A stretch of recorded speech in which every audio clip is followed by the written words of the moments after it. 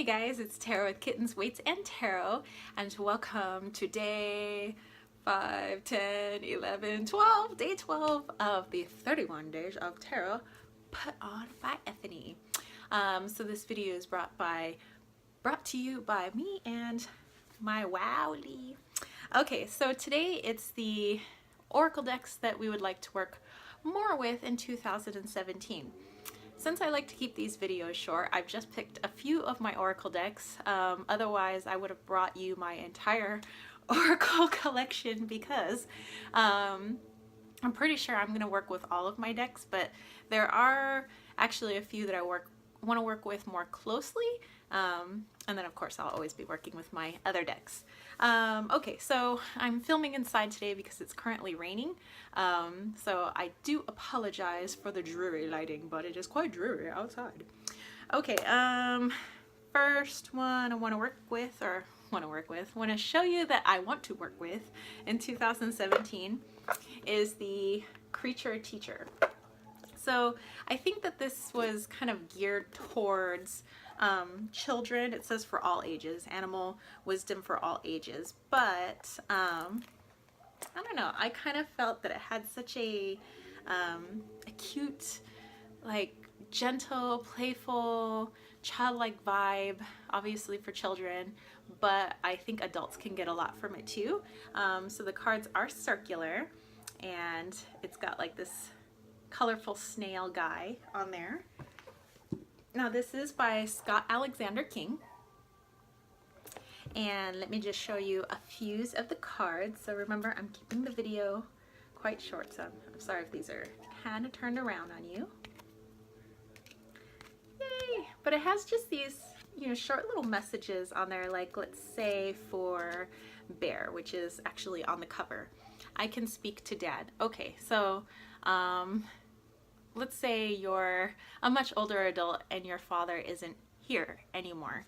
By dad, it could mean the god, you know, the male masculine energy aspect, maybe tapping more into that.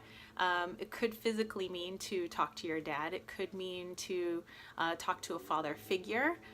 So there's many interpretations of that. So you don't have to quite take it at like the child face value.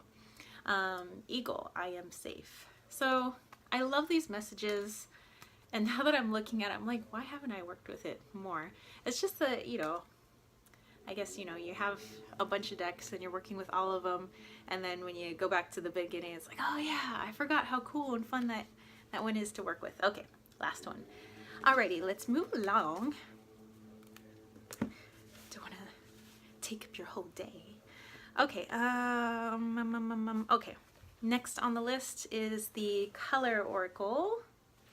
Now, I don't actually have the cards inside of here, but I do have a few of the things that the cards came with. And this is by Sacred Rose Press. Okay, there. Time is a-ticking. Okay, here it is. Okay, so in this little pouch, there are a couple of things that came with the cards. So there's this little like coin that you can flip that's got the moon on one side and the sun on the other for basically looking into the shadow aspect or the light aspect of the card. And then there's this little top that basically you spin, and whatever number it lands on, depending. There are some cards that are kind of like the minor arcana in tarot, and so if it landed on a 10, it would be the 10 of whatever, or a 1 would be the ace, and so on and so forth. So well, I keep it, but I don't really use my cards with these. Although I think they're really cool and I keep wanting to use them, but I like to use the cards intuitively. But I keep my cards in this beautiful leather pouch that I got from, there's an Etsy shop called In My Grandmother's Hands, or my grandmother's hands, and she makes these beautiful like leather bound oracle and tarot holders, and so I just bought two more of them, which is why it's fresh in my brain for a couple other decks that I have. Okay, so the backings kind of look like this, but mixed in here are, as you can see, they're not all uniform. Mixed in here are chakra cards. So you have these, which you could use intuitively. You can use them like tarot cards. There is a paper that comes with it, and I would like to work with it more. I don't like to separate my cards that much. You know, if cards came together, I like to put them all together, and I try to work with them together. So if a chakra card comes up, I feel that there is some chakra work that needs to be done. If this comes up, you know, I'll, you know, use my intuition. But this is definitely something I want to work with more in 2017. Actually, I'm sorry. Let me show you a few more of the cards. I'm just being all greedy over here. I don't mean to be all shysty.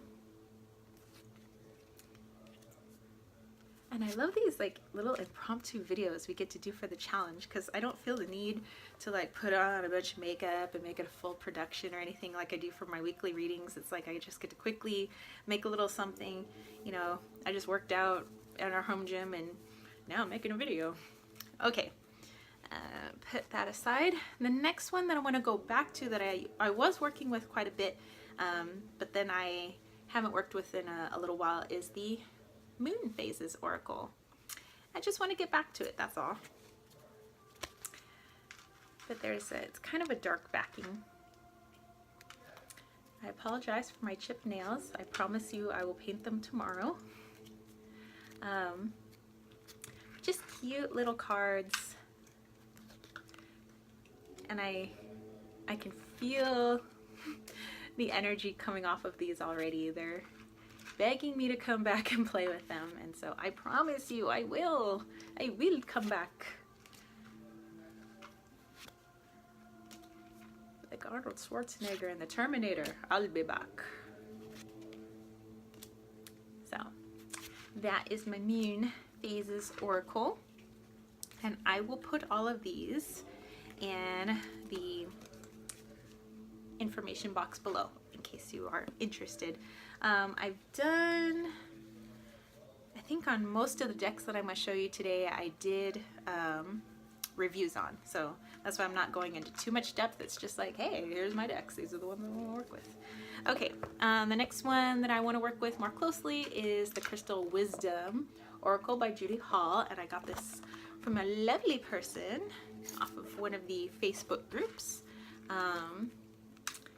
And I have a crystal healing deck already, but I love Judy Hall's work, so I got a great score on this deck. So this is just something I want to work with a little bit more, since it doesn't have any keywords or anything on here. So yes, you can use your intuition, but I want to work with this along with its guidebook a little bit more, and then start branching off into my own gig. Okay, so that's the other one. Okay, gotta pick it up. We're already at like 8 minutes. Okay, so I want to work with the Wild Wisdom of the Fairy Oracle. This was something I was working with a lot towards the end of 2016. So this is just kind of like a continuation. It's not like I stopped using it. There's the backings. So this is just a deck I'm going to continue using. Since I have rediscovered the Fae. They were something that I was into back in high school, and I don't know, I just kind of drifted away, but now I'm back, and they're back, and we cool. We be homies. Okay, and the final deck that I would like to work with a little bit more in 2017 is the Fairy Forest. So these last two fairy decks were ones that I was working with a lot at the end of 2016, and we will continue our negotiations. So there are these gorgeous pictures. I get a lot of powerful readings out of this, so that's why we're gonna continue together, hand in hand, frolicking through the forest. Okay, so one more, Hey, that's my girl there. Okay, so that's it. Those are the 1, 2, 3, 4, 5, 6. No, wait, 1, 2, 3, 4, 5, 6. Yeah, those are the 6 decks I would like to work with more in 2017. Leave a comment down below and let me know what decks you will be working with in 2017 or more closely with. And let me know if you have a comment about any of the decks that I have shown you today. All right, that's it for me, and I wish you guys an awesome day. I have put the information below for Ethany's challenge in case you would like to jump in and do your own little videos. Have a great day. All right, peace, love, and chicken grease. Peace out.